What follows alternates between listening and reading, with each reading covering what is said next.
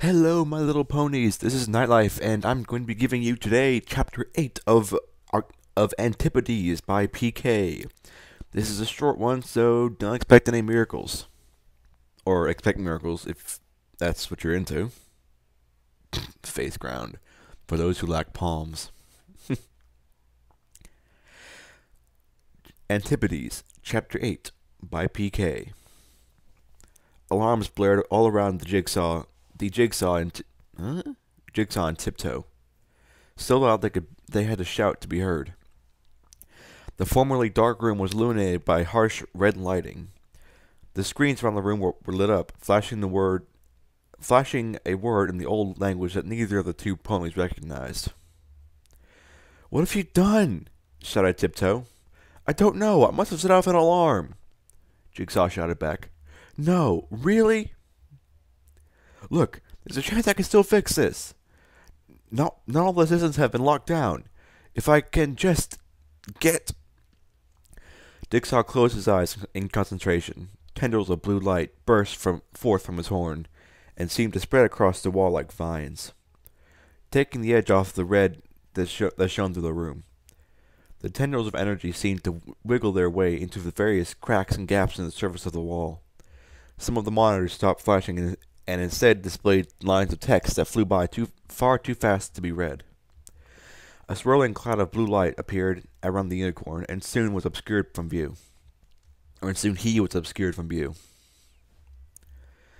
Tiptoe stood back from him, staring in awe at the bright ball of swirling blue light. One by one, the monitors stopped flashing, and the lines of text appeared. Eventually, all the monitors were displaying the rapidly moving text. Then, without warning, all the monitors went dark, and the red light was extinguished. The room was illuminated by the swirling blue light coming from Jigsaw, but even as she watched, the light spun slower and slower until it faded away.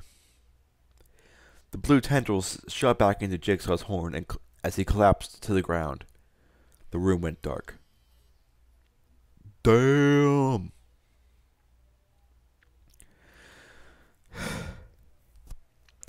Tiptoe ran over to Jigsaw's collapsed form, barely visible in the darkness. He was breathing, but unresponsive. Suddenly, the room was flooded with light. The monitors all around the room somehow opened their mouths and yawned. No. The monitors all around the room had flared into light, each one showing the same image. The symbol on the floor began glowing as well, and with a loud slamming noise, the metal doors on the side of the room receded into the walls, and the air suddenly grew warm. The metal sun and moon moved into the center of the dome ceiling. They met, the sun fitting perfectly inside the stylized crescent moon. Tiptoe stared in awe at the open doors. Floodlights lit the passage beyond, which stretched downwards. She sighed to herself. Do they really have to make opening doors so dramatic? I butchered that. Jigsaw's eyes fluttered open. Did it work? "Oh, you're awake." "It kind of worked. Half the door opened, and this half leads downwards." "Lovely. What does this symbol mean? It's everywhere." Who knows? It obviously has something to do with the sun and the moon. Maybe it used to be a government institution. I think it's more than that. The magic in here is some of the strongest I've ever encountered. Except maybe for that dragon. This facility is way higher up than a simple government institution. If it's so powerfully protected, then how did you manage to get in so easily? A smile crossed Jigsaw's face. Because I'm good at what I do. Oh boy! You are now in my mouth.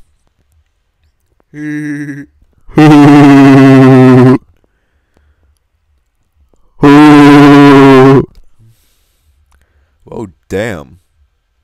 That looks horrible. It's just like a big block on the freaking wave sign. I'm sorry, I'm sorry. Uh, okay. Tiptoe nudged him playfully.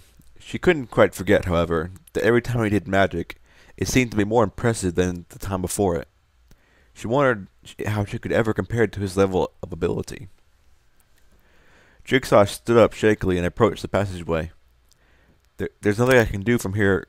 From here, our only option is to go through that door, I suppose. He passed under the metal archway. Tiptoe followed next to him. Yeah, yeah, yeah, yeah. The passageway turned into a staircase as they walked on. The passageway ahead was only illuminated for a few feet in front of them. More lights came on as they walked forward. The lights behind them switched off. Before long, they came to a platform. The hallway ahead of them was forked. On the left, the sun and moon insignia was engraved on the ground. Tattered scraps of fabric lay littered along the ground. On the right, the passage was barren. I think we should follow the symbol. It seems like it's led to good places so far, Tiptoe said. Jigsaw shrugged. I really don't see why not. As they entered the hallway, the sun and moon insignia on the floor began to glow softly. It provided the only light in the hallway, as this particular passageway was conspicuously devoid of lights along the wall. Eventually, they entered a much larger round room. It was obvious that this room had once been lavishly decorated. Empty flower vases, yawning plants. No. Tattered banners and torn-out chairs and seats littered the space. The most interesting feature of the room, however, lay directly opposite the door. Two ornate thrones sat against the wall. One looked as though it had once been bright white, though it had been faded and dirtied with time. The other throne looked black as night. Behind the thrones between the thrones was a giant, solid gold sun and moon insignia. Jigsaw and Tiptoe stared at it with awe. After a few seconds, of slack-jawed staring, Jigsaw spoke. I think this was once a royal chamber. Celestia and Luna themselves once sat here. This explains all the heavy-duty magic. They must have enchanted this place themselves. It's incredible you managed to break through the enchantments then. Well, they've gotten much weaker over time. Before the Great Cataclysm, this place was as good as impregnable. Pregnation. Then, what was that attacking on the video screen back in the room with all the monitors? That's what worries me. If something powerful enough to get through those enchantments exists, I don't even want to think about what it could do. They walked up to the thrones and noticed a small stone platform in between the two seats. This one strangely uncarved. Tiptoe walked onto it. A low buzzing could be heard emanating from the platform, but other than that, the room remained unchanged.